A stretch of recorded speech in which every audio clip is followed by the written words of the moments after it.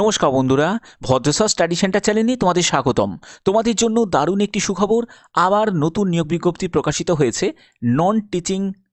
Non teaching স্টাফের জন্য।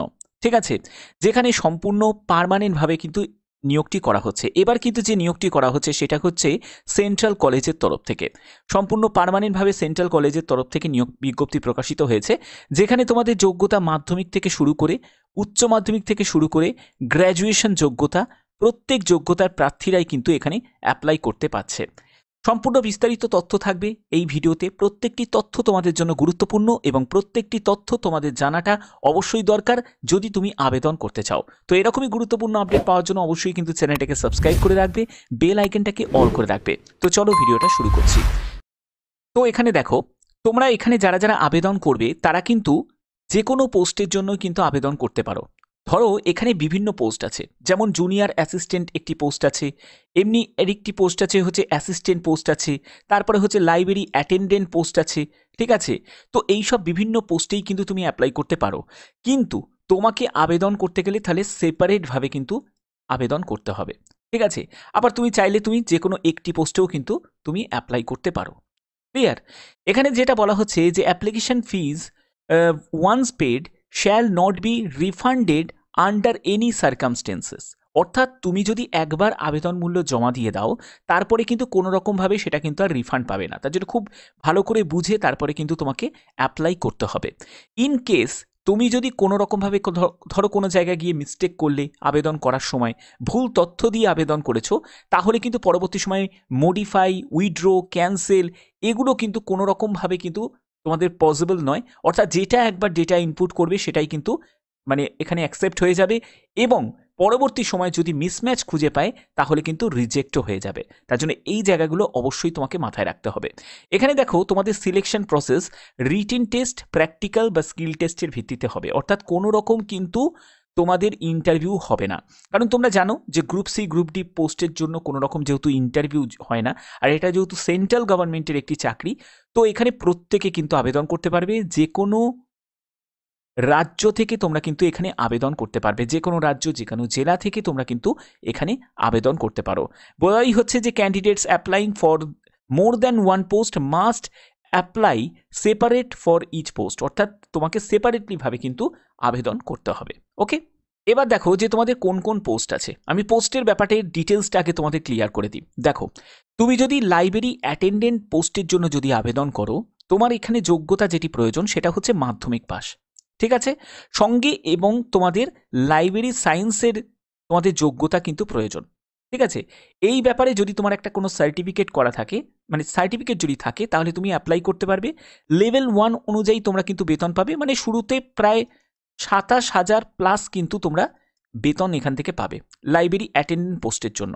ঠিক আছে, ডিজারেবল কোয়ালিফিকেশন মানে অগ্রাধিকার দেওয়া হবে যদি তোমাদের সেকেন্ডারি লেভেল বেসিক কোর্স কম্পিউটারে যদি থাকে, তাহলে তুমি অগ্রাধিকার পেয়ে যাবে।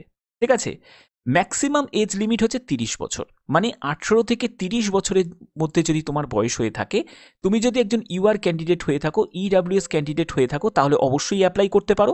এসসি এসটি যদি হও তাহলে 5 বছর তুমি এখানে রিল্যাক্সেশন পাবে, আর ওবিসি হলে বয়সে 3 বছর রিল্যাক্সেশন পেয়ে যাবে। পরবর্তী পোস্টটি হচ্ছে তোমাদের জুনিয়র অ্যাসিস্ট্যান্ট। এই জুনিয়র অ্যাসিস্ট্যান্ট পোস্টের জন্য যদি আবেদন করতে চাও, লেভেল 2 অনুযায়ী বেতন পাবে। এখানে তোমাদের বেতন লেভেল যেমন ধরো 33,000 টাকা মতো তোমাদের স্টার্টিং কিন্তু বেতন থাকবে। এখানে তোমাদের উচ্চ মাধ্যমিক পাস যোগ্যতা চাওয়া হয়েছে, আর হচ্ছে 35টি শব্দ প্রতি মিনিটে ইংলিশে টাইপ করার দক্ষতা, অথবা তুমি হিন্দিতেও টাইপ করতে পারো, সেখানে 30টি শব্দ প্রতি মিনিটে টাইপ করার দক্ষতা তোমাদের থাকতে হবে, কম্পিউটারে টাইপ করার দক্ষতা। ব্যাস, আর কোনো এক্সপিরিয়েন্স নেই, কোনো এক্সট্রা কোনো কোয়ালিফিকেশন নেই। বয়স হচ্ছে 18 থেকে 27 বছর। অবশ্যই এজ রিল্যাক্সেশন আছে এসসি এসটি ওবিসিদের জন্য।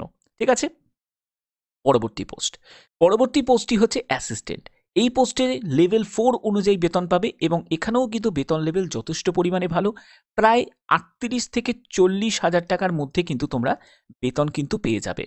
এখানে তোমাদের ব্যাচেলার ডিগ্রি মানে যে কোনো শাখায় গ্র্যাজুয়েশনের কথা বলা হচ্ছে, এবং 2 বছরের অভিজ্ঞতার কথা বলা হচ্ছে, কোনো জুনিয়র অ্যাসিস্ট্যান্ট বা লোয়ার পোর্শনে কাজের অভিজ্ঞতা থাকার কথা বলা হচ্ছে।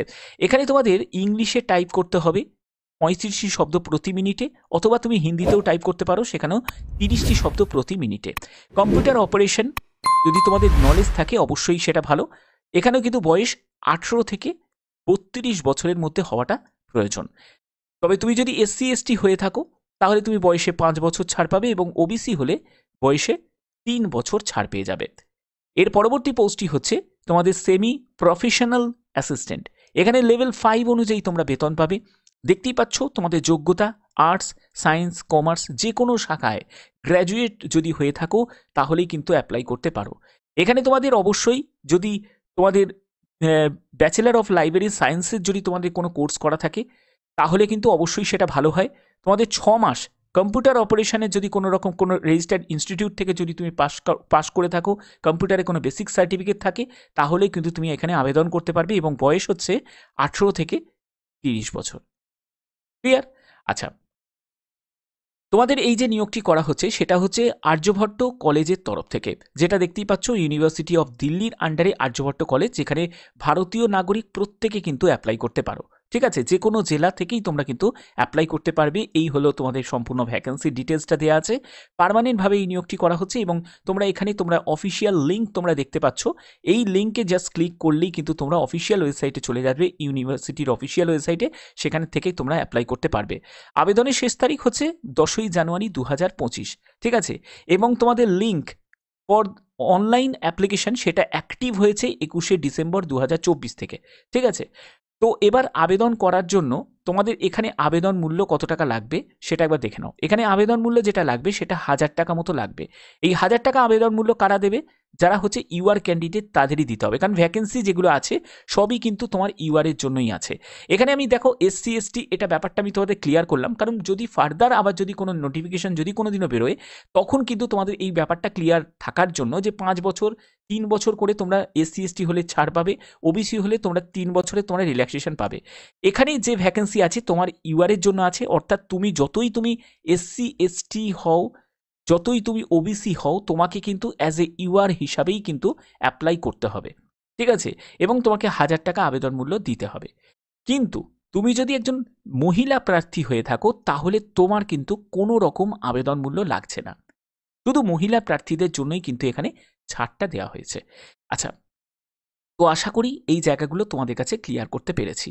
তো এবার আবেদন করার জন্য যে প্রসেস সেটা কিভাবে তোমরা দেখবে দেখো, তার জন্য আমি এই জাস্ট অপশানে আমি ক্লিক করছি, একদম অফিসিয়াল ওয়েবসাইটে আমি ভিজিট করে যাব। দেখতেই পাচ্ছ অফিসিয়াল ওয়েবসাইটে আমি ভিজিট করে গেছি। দেখতে পাচ্ছ যে আমি একদম অফিসিয়াল ওয়েবসাইটে ভিজিট করেছি। তো এখান থেকে তোমাদের দেখতেই পাচ্ছ যে নন টিচিং পোস্টের জন্য যে নোটিফিকেশন, তো এখানে তোমাদের কি করতে হবে, এখানে অনলাইন অ্যাপ্লিকেশানে গিয়ে ক্লিক করতে হবে। এই অনলাইন অ্যাপ্লিকেশানে ক্লিক করার পরে তোমাদের রিক্রুটমেন্ট পোর্টাল বলে একটা পোর্টাল তোমরা দেখতে পাবে, যেখানে তোমাদের কি করতে হবে যে রেজিস্টার করতে হবে, যেখানে বলা হচ্ছে যে don't have an account sign up. তো যাদের অ্যাকাউন্ট ক্রিয়েট করা নেই তারা কিন্তু এখানে সাইন আপ করবে। তো দেখো, সাইন আপটা করার জন্য অবশ্যই তোমাকে একটি ভ্যালিড মেল আইডি ইনপুট করতে হবে। সেই মেল আইডিটাকে তোমাদের কিন্তু কনফার্ম করতে হবে, মানে আরেকবার রিপিট করতে হবে। তারপরে পাসওয়ার্ড 6 ক্যারেক্টার্সের এখানে বসাতে হবে। তারপরে কনফার্ম পাসওয়ার্ড করতে হবে, মোবাইল নাম্বার দিতে হবে। তারপরে হচ্ছে তোমাকে ক্যাপচা ভেরিফিকেশন, এরকম একটা ক্যাপচা চলে আসবে, সেরকম তোমাকে ক্যাপচাটা বসিয়ে দিয়ে সাইন আপ করতে হবে। এই সাইন আপ করার পরে আবার তোমরা কিন্তু এখানে চলে আসবে, যেখানে তোমাকে যে মেল আইডিটা দিয়ে তুমি রেজিস্ট্রেশন করেছিলে সেই মেল আইডিটা দেবে, এবং তোমাকে পাসওয়ার্ডটা কিন্তু বসিয়ে দিতে হবে, যে পাসওয়ার্ডটা তুমি 6 ক্যারেক্টারে পাসওয়ার্ড যেখানে তুমি ইনপুট করেছিলে সেটাই দিতে হবে। দেওয়ার পরে ক্যাপচা ভেরিফিকেশনে ক্যাপচা দিয়ে লগ ইন করতে হবে, এবং পরবর্তী স্টেপগুলো খুবই সহজ।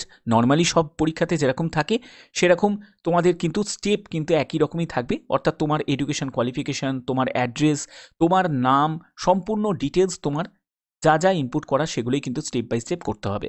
এই রিলেটেড যদি আলাদা করে তোমরা ভিডিও চাও অবশ্যই কিন্তু কমেন্টে জানাতে পারো, এবং তোমরা তোমাদের যদি কোনো জায়গায় কোনো কোয়ারি থাকে অবশ্যই কিন্তু সেটা বলতে পারো। তো এরকমই গুরুত্বপূর্ণ আপডেট পাওয়ার জন্য অবশ্যই চ্যানেলটাকে সাবস্ক্রাইব করে রাখবে, বেল আইকনটাকে অল করে রাখবে। এখনের মতো এইটুকুই, ধন্যবাদ।